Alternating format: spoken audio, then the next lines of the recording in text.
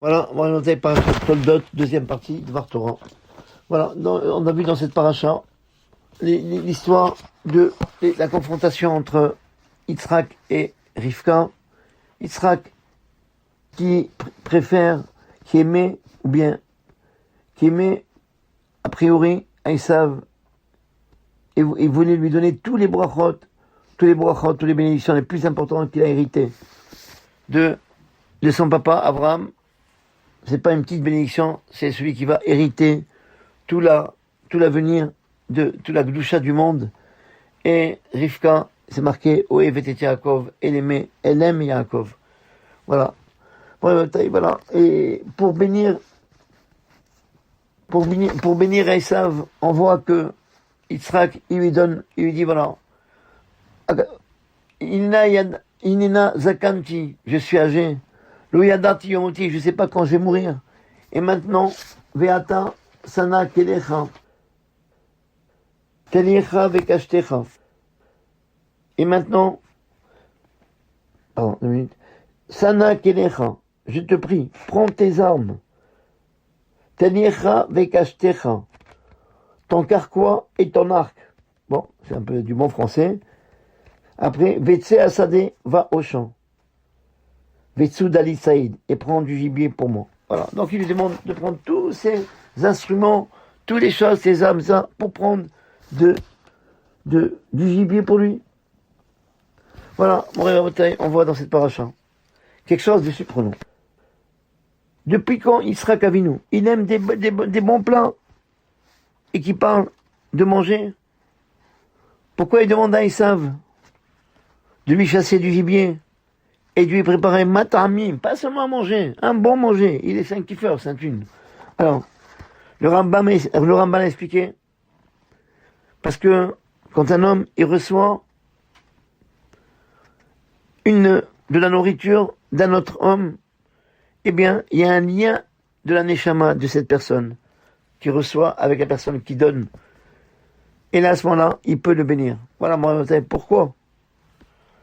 pourquoi c'est toujours lié autour d'un repas? Pourquoi les hommes d'affaires, toutes les affaires, ils font autour d'un repas? Parce qu'il y a un kécher, il y a un lien qui se crée entre les neshamot, entre l'âme de celui qui donne et celui qui reçoit.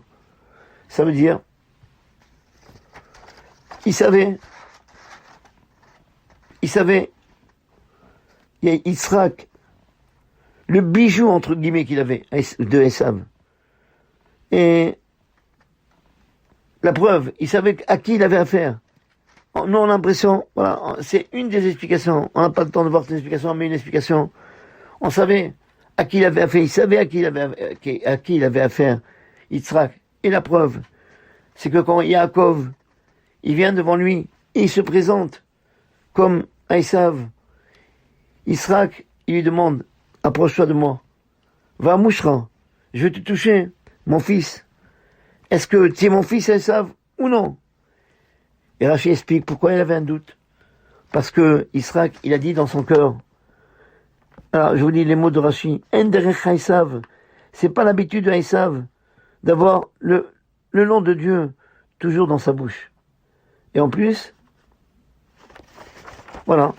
Un homme qu'on sait qu'il est tzaddik, on lui dit pas, va me chasser du gibier. On l'envoie pas à la chasse. On va lui dire, voilà, va là-bas toi, va mener à manger, ou bien va voir le chouchet, prends le gibier, prends le mouton qu'on a ici à la maison, et va lui demander de faire la shrita. Et, en plus, si on savait comme on pense, nous, que Yitzhak, il savait que Esav c'était un tzaddik, il est obligé de lui dire de déguiser le couteau, ou bien, et faire attention au gazelle, prends des choses qui m'appartiennent, et pas cacher rafti comme j'aime, et non pas du vol. Mais si on a affaire à un tzaddik, on n'a pas besoin de lui dire tout ça, ni de l'envoyer à la chasse au gibier, ni de lui dire de déguiser le couteau. C'est sûr, on voit, par exemple, c'est marqué, on voit qu'il y a Israël qui savait que Esav c'était un rachat. On a des traces, par un exemple qui est connu, c'est marqué Vetsud Ali Tsaïd, amène-moi du gibier, va me chasser du gibier. Vous voyez dans le mot Tsaïd, il y a une anomalie dans la Torah, il y a marqué, au lieu d'être écrit Tzadi Yud Dalet, il est marqué Tzadi Yud Dalet et. Il y a un et en plus. Et pourquoi le et en plus? Le en plus, c'est pas pour rien. C'est pour dire, on le lit même pas, celui. On dit Tsaïd. Et il y a un et. Regardez dans la Torah, vous allez voir, et vous allez voir que il existe. Il existe dans le Sefer Torah. Pourquoi? Pour dire, parce il a dit à Esav, voilà, je demande une chose. N'oublie pas que c'est pour moi, ce gibier. Et donc, fais attention à toutes les lois de la Shrita. Fais attention. Et combien il y a de lois de la Shrita? Il y a 5 lois. C'est ça, Vetsudali Saïd. Amène-moi du gibier pour moi.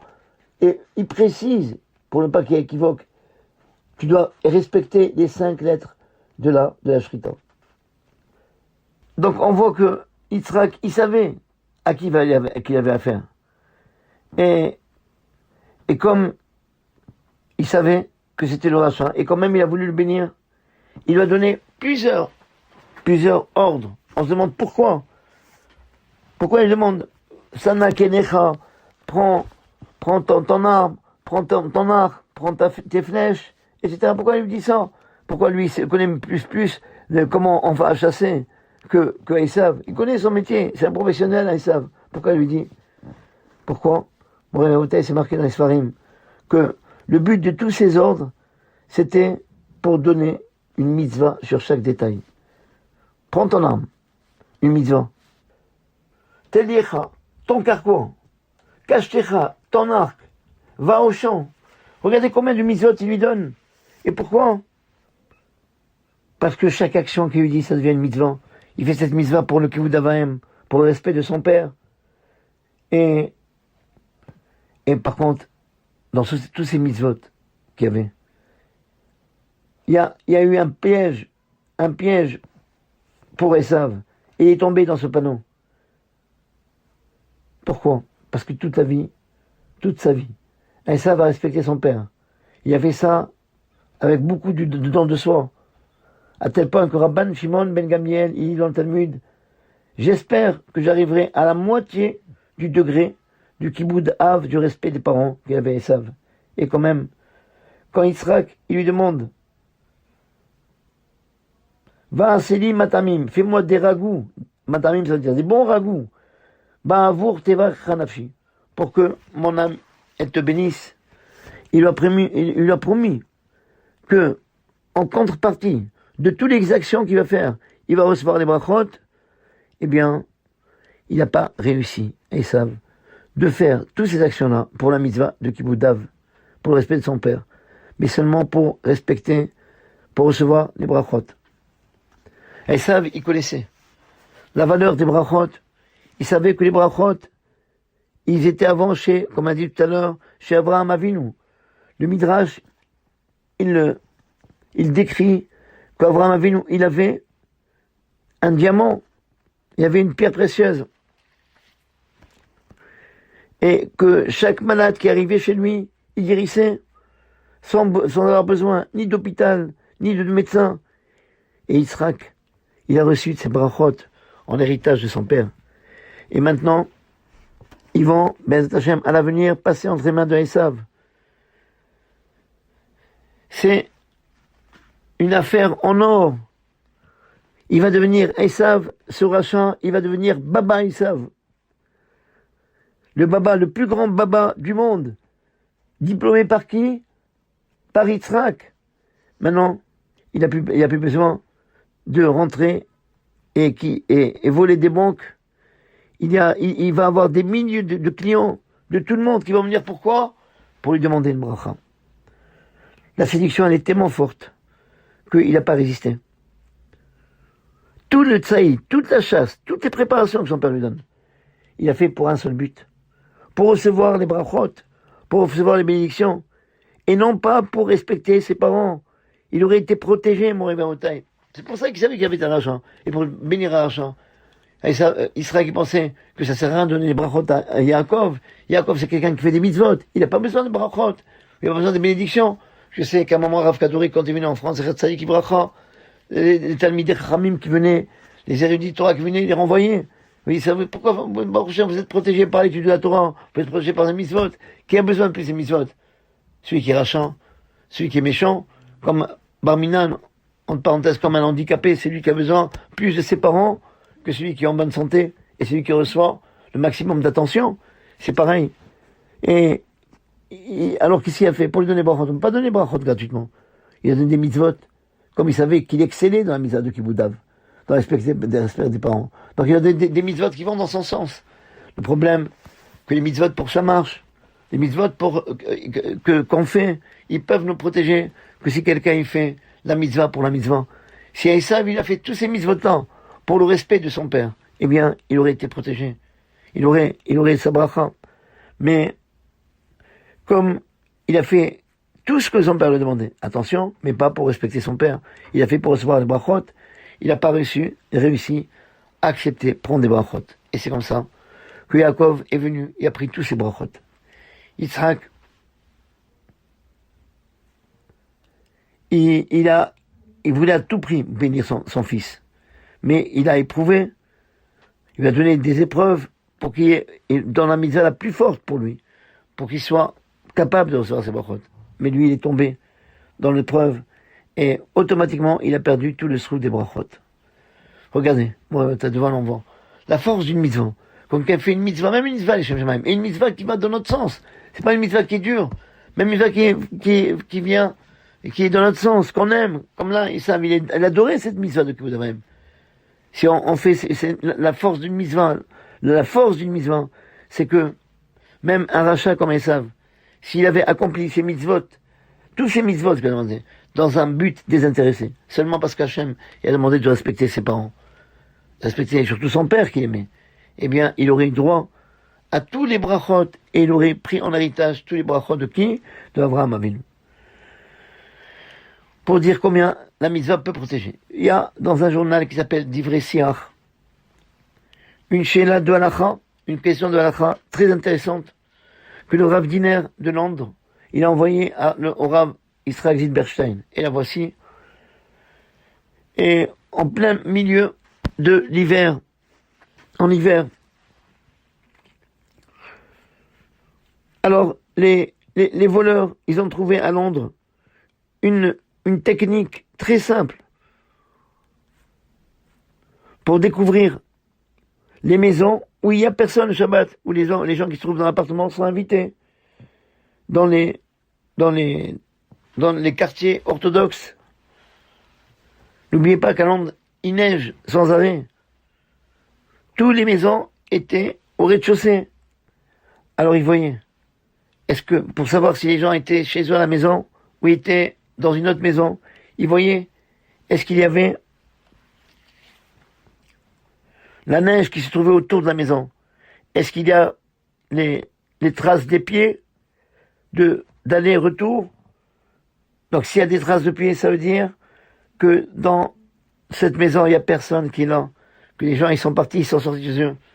Mais si la neige était blanche, propre, nickel, il n'y avait pas de traces de pieds, eh bien, ça veut dire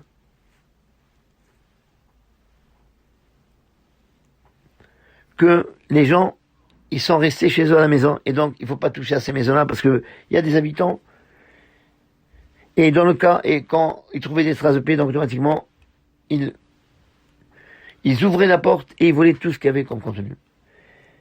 Et tout de suite, Baruch Hashem, en intelligent, tous les gens qui étaient Shomrei Shabbat, ils ont compris, et ils ont trouvé une solution pour détourner le problème. Un des voisins qui avait peur que quelqu'un va être volé, son voisin va être volé. Alors, qu'est-ce qu'il a fait pour ne pas qu'il soit volé? Eh bien, il a voulu offrir à son ami cette chose-là, marcher Shabbat le matin, faisant comme ça des allers-retours jusqu'à la porte de la maison pour que la personne elle croit que dans cette maison il y a personne et comme ça attraper le voleur. La solution était facile, c'était la même solution que les voleurs, mais là à ce moment-là il y avait une question que les voisins ils ont posé une question de halakha.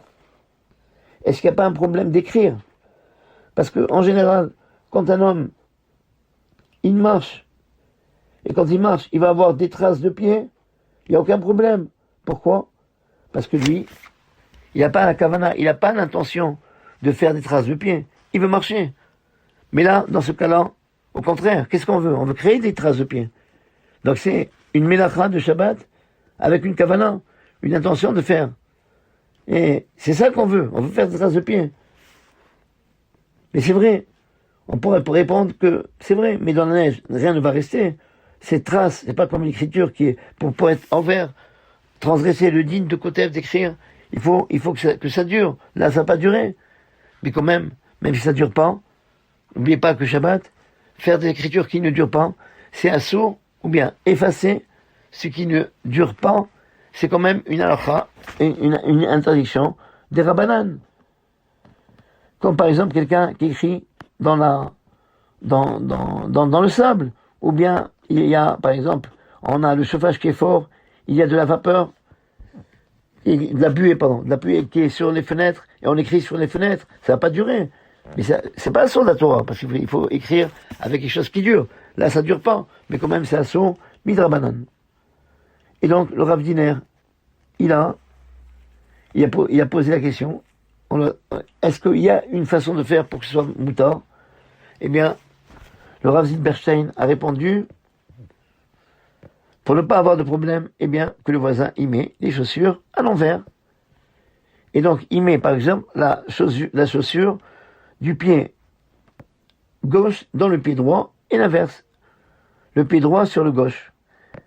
Et donc, automatiquement, quand il va faire tous ses pas devant la maison, ça sera avec un chinouille, une distinction dans l'action, et là, à ce moment-là, l'activa, l'écriture, est née, midra banane, parce qu'elle va pas durer, puisque c'est pas duré, donc c'est pas de la Torah, et béchinouille, avec une distinction dans l'acte, c'est un deuxième midra banane, et quand on a deux midra bananes, eh bien, et pour le besoin d'une mitzvah, pour ne pas être volé, de sauver tout le voisin, d'être volé, c'est mouta. Donc c'est ce qu'on appelle shvut di shvut, une mitzvah de Rabbanan. Quand on a deux des Rabbanan, là, l'écriture elle dure pas, donc c'est pas de la Torah, et en plus, il va mettre des chaussures à l'envers, donc c'est pas la façon de marcher normale. Il y a deux chinouilles, il y a une mitzvah de Rabbanan, parce que ça va pas durer, et c'est aussi midrabanan, parce que il a mis les chaussures à l'envers, donc c'est pas par chinouille, et donc c'est permis pour les tzorich mitzvah. Mais il y avait une autre question. Dans la Gemara, il est rapporté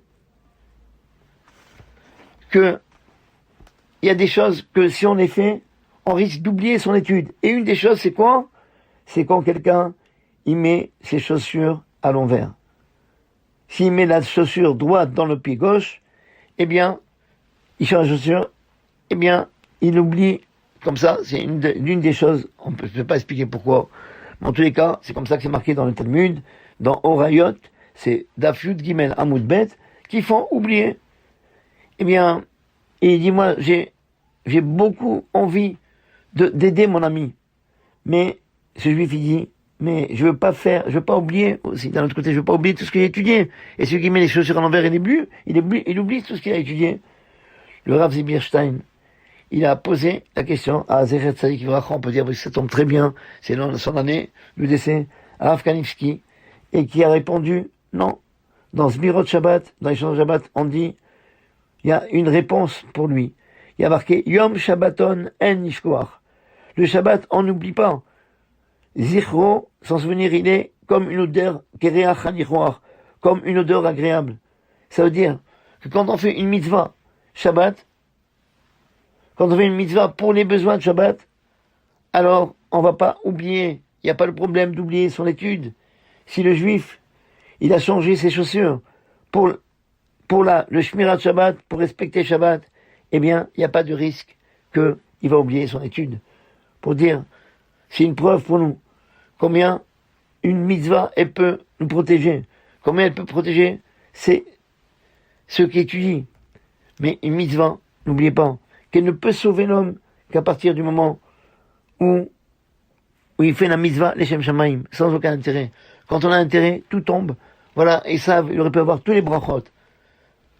Et il n'a pas eu ces brachot, pourquoi? Parce que, au lieu de penser, voilà, je vais faire ces mitzvot, moi qui excelle, ça va dans mon sens, on me donne une mitzvah que j'aime, une mitzvah de Kibbout Avaim, je vais faire, mon père m'a demandé à manger, je vais faire manger. Mais pour une fois, il a pensé à faire à manger à son père, non pas pour être gentil avec son père, mais pour prendre des brachot. Donc c'est une mitzvah qui n'est pas les Shem Shamaim. Et une mitzvah qui n'est pas les Shem Shamaim. Elle ne nous protège pas. Mori Verbotaï, c'est pour nous apprendre que nous, des fois, on fait des mitzvot, on se dérange, on se fatigue. Mais c'est dommage, des fois, la mitzvah n'est pas faite les Shem Shamaim. Elle peut pas nous protéger. Alors essayons toujours de faire tous les mitzvot, les Shem Shamaim. Faire plaisir à Kadosh Baruch Hu. Comme on dit d'ailleurs, dans tous les Shem Yehoud, tous les petits textes que certains lisent pour annoncer qu'il va faire une mitzvah, que la sod nahad ruach leyotzrenu, pour faire plaisir à Dieu. Et si on fait plaisir à Dieu, eh bien, toutes les portes s'ouvrent. C'est ce que je vous souhaite, Béat Hashem, que tous les portes s'ouvrent, que vous aurez cette semaine, vraiment une semaine spéciale. Le vendredi, on a eu 3 jours de Sefer Torah, jeudi, vendredi, samedi, et on a donc la bracha de Rosh Chodesh Kislev, on a les brachot de Yaakov, et que Béat Hashem, si on fait tous les mitzvot et Shem Shamaim, et non pas comme Esav, eh bien, on aura Chodesh Tov Umvorach, beaucoup de brachot v'atzlacha pour tout le clan d'Israël et pour vous en particulier. Amen, Kenny Ransom.